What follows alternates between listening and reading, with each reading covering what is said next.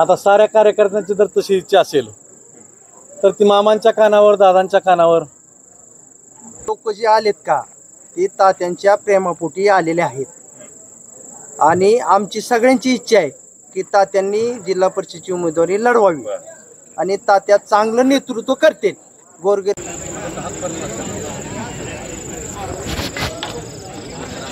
नमस्कार, महा 24 तासमध्ये मी अक्षय यादव आपल्या सर्वांचं सहर्ष स्वागत करतो. मित्रांनो, खऱ्या अर्थाने विधानसभेच्या निवडणुका झाल्या आणि गावोगावी असणाऱ्या सर्व ग्रामस्थांना किंवा ग्रामीण भागातील जनतेला खऱ्या अर्थाने स्थानिक स्वराज्य संस्थेचे वेध लागले होते आणि सुप्रीम कोर्टाने जो निर्णय दिलेला आहे की 31 जानेवारीच्या पूर्वी स्थानिक स्वराज्य संस्थेच्या सर्व निवडणुका पार पाडायच्या आहेत आणि त्याच अनुषंगाने आज नगरपालिका व नगरपंचायतीचं आरक्षण घोषित झालेलं आहे आणि निवडणुका खऱ्या अर्थाने घोषित झालेल्या आहेत. परंतु खऱ्या अर्थाने गावागावात चर्चा कशाची आहे तर चर्चा आहे स्थानिक स्वराज्य संस्थेची. का चर्चा आहे स्थानिक स्वराज्य संस्थेची तर स्थानिक स्वराज्य संस्थेतील प्रत्येक ग्रामीण भागातील नागरिक हा आपल्या लोकप्रतिनिधीशी कनेक्टेड असतो आणि त्यामुळे स्थानिक स्वराज्य संस्थेचे वारे वाहू लागलेले. सध्या आम्ही पडस्थळ भागामध्ये होतो आणि या भागामध्ये मोठ्या संख्येने नागरिक जमलेले होते आणि म्हणून कशासाठी जमलेले आहेत नागरिक, या ठिकाणी मोठ्या पद्धतीने स्नेहभोजनाचा कार्यक्रम चालू आहे आणि हा कशा पद्धतीचा कार्यक्रम आणि कशासाठी चालू आहे, निवडणुकीच्या पार्श्वभूमीवर आहे का, हे विचारण्यासाठी आपण या ठिकाणी पडस्थळचे आणि इंदापूर तालुक्यातील एक नावाजलेले नेतृत्व म्हणून पांडुरंग तात्यांकडे आपण आलेलो आहेत आणि तात्यांना विचारणार आहोत की नेमकं हा जमावडा आणि हे लोकांची गर्दी जेवणावळी कशाची आहे. तात्या, सर्वप्रथम तुमचं आमच्या चॅनलमध्ये सहर्ष स्वागत आहे. नमस्कार. ही सगळी जेवणावळी माणसं या ठिकाणी जमलेली आहेत आणि याला पार्श्वभूमी विचारायची अशी आहे की नगरपालिकाची आज निवडणूक लागलेली आहे आणि थोड्याच दिवसात स्थानिक स्वराज्य संस्था, जिल्हा परिषद, पंचायत समितीची देखील निवडणूक लागणार आहे. कशामुळे ही सगळी या ठिकाणी जमा झालेली आहेत? सालाबाद प्रमाणे दिवाळी झाल्यानंतर मी प्रत्येक वर्षी दिवाळी झाल्यानंतर माझं सर्व मित्रमंडळींना स्नेहभोजन असतं. त्या नियमाप्रमाणे आताही माझं आजचं ती स्नेहभोजन आहे. हे स्नेहभोजन आपलं पारंपरिक पद्धतीने किंवा सालाबाद प्रमाणे आहे, बरोबर आहे आपण म्हणता ते. परंतु ह्या वेळेस आपण या ठिकाणी मोठ्या संख्येने नागरिकांची संख्या म्हणजे लक्षणीय आहे आणि प्रत्येक जण खुर्चीवरती बसलेला असताना आम्ही एक चर्चा अनुभवली की त्यांचं म्हणणं आहे की स्थानिक स्वराज्य संस्थेच्या जिल्हा परिषदेच्या निवडणुका आलेल्या आहेत, तर याकडे आपण कसं बघताय?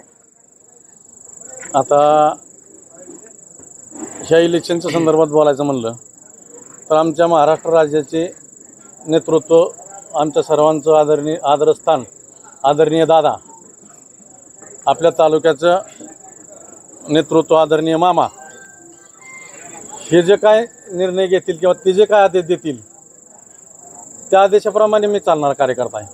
पण तात्या, तुम्ही बोलता हे बरोबर आहे की नेतृत्व जे निर्णय द्याल त्याच्यासोबत तुम्ही मान्य आहे, परंतु ग्राउंड लेवलवरती मतदान करणारा मतदार हा महत्वाचा असतो, त्यांच्या मनातली भावना देखील महत्वाची आहे. आम्ही बसलेले असताना सगळ्यांच्या मनात तुमचं नाव येत होतं, तुम्ही कसं बघता याकडे?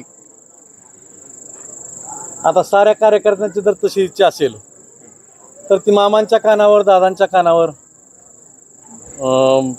जिल्ह्याच्या अध्यक्ष गारटकर दादांच्या कानावर ही चर्चा ऑटोमॅटिक जाईल. त्या चर्चेवरती निर्णय घेतील ती. आता तात्यांचे समर्थक देखील किंवा त्यांचे मित्रमंडळी उपस्थित आहे, आपण त्यांच्यात एक बोलकी प्रतिक्रिया घेऊया की त्यांना काय वाटतंय, काय कशासाठी जमा झालाय सगळे इथं? ही लोक जे आलेत का ते तात्यांच्या प्रेमापोटी आलेले आहेत आणि आमची सगळ्यांची इच्छा आहे की तात्यांनी जिल्हा परिषदेची उमेदवारी लढवावी आणि तात्या चांगलं नेतृत्व करतील, गोरगरिबांना न्याय देतील, ही आम्हाला खात्री आहे. बरोबर आहे, तुम्ही म्हणला ते. कुठेतरी इंदापूर तालुक्यात चर्चा अशी आहे की तुमचा पक्ष राष्ट्रवादी काँग्रेस पक्ष हा ऐनवेळी आयात उमेदवार देखील या गटामध्ये लादू शकतो. कशा प्रकारे बघताय आपण? आयात उमेदवाराला आम्ही मान्य करणार नाही. आयात उमेदवाराला आम्ही मान्य करणार. आम्ही बी कट्टर 9 पासून पक्षाचं काम करतोय. आम्ही मामांना, अजितदादांना, प्रदीपदादांना, जिल्हा अध्यक्षांना आम्ही सांगू की बाबा आपल्या गटामध्ये जर उमेदवार असेल तर आयात करू नका. तो सक्षम उमेदवार आहे, गोरगरिबांची काम करणारा आहे आणि पक्षाची एकनिष्ठ आहे.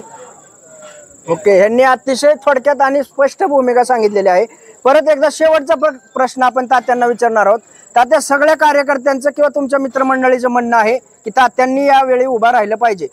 एक त्यांचे भावनेचा आदर आपण करताय का किंवा आपलं स्वतःचं वैयक्तिक काय म्हणणं आहे? साऱ्या कार्यकर्त्यांच्या भावनेचा आदर करून साऱ्यांचं मत आज बघून थोडंसं आणि टाईम आहे त्या गोष्टीला, तर ह्याच्यानंतर आणखी 1-2 बैठकी होत्या त्याच्यात साऱ्यांचं म्हणणं आज मौन घेऊन निर्णय घेऊ. तर त्यांनी स्पष्टपणे सांगितलेलं आहे की सर्व कार्यकर्त्यांचं मत विश्वासात घेऊन येणाऱ्या काळात पावले उचलली जातील आणि नेतृत्वाचा आदेश देखील शिरसावंदे मानून येणाऱ्या काळात आपण निवडणुकीला सामोरे जाणार आहोत. परंतु या ठिकाणी बोलताना एक अतिशय महत्त्वाची गोष्ट त्यांनी सांगितली की वडापुरी माळवाडी या जिल्हा परिषद गटामध्ये कोणीही उमेदवार असला तरी तो या गटामध्ये असणारा उमेदवार असावा, अशी त्यांची एक प्रामाणिक भावना होती. बघूया आपण येणाऱ्या काळामध्ये काय घडामोडी घडतात. पाणी अजून बरेच वाहणार आहे पुलाखालून. येणाऱ्या प्रत्येक घडामोडी महा 24 तासच्या माध्यमातून आम्ही आपल्यापर्यंत घेऊन येणार आहोत. पाहत राहा महा 24 तास.